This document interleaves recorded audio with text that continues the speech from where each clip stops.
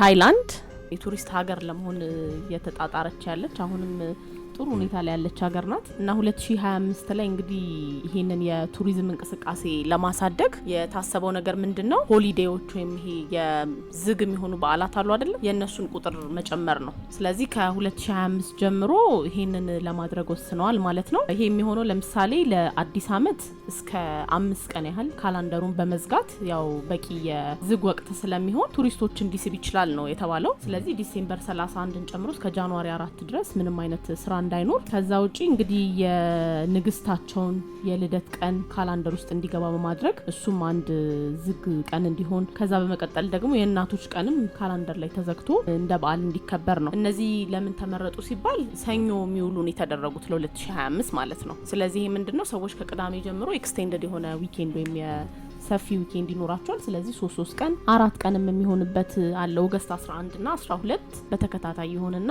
ቅዳሜ እሁድ ሰኞ ማክሰኞ ሆኖ 4 ቀን እያለ ይሄ ምናልባት ለቱሪስቶች እንደ ጥሩ ነገር ሊያዩት ስለሚችሉ ሰዎች ወይም እርስ በርስም የሀገር ውስጥም ቱሪዝም ላይ መነቃቃት ይፈጥራል ብለው ነው ይሄንን እያመጡ ያሉት ማለት ነው። እንግዲህ ጂዲፒያቸው ላይ 12% አስተዋጽኦ ያለው ነገር ነው ቱሪዝም ለነሱ። እንደገና ከኢኮኖሚ እንቅስቃሴ ውስጥም 4ኛ ደረጃ ላይ ያለ ነው። 30 ሚሊዮን የውጪ ቱሪስቶች ናቸው ሀገሪቷን የጎበኙት በ2024 እና ደግሞ ይህን ቁጥር ለመጨመር ነው ይህንን ያመጡት ማለት ነው ለ2025 ኢትዮፒካሊ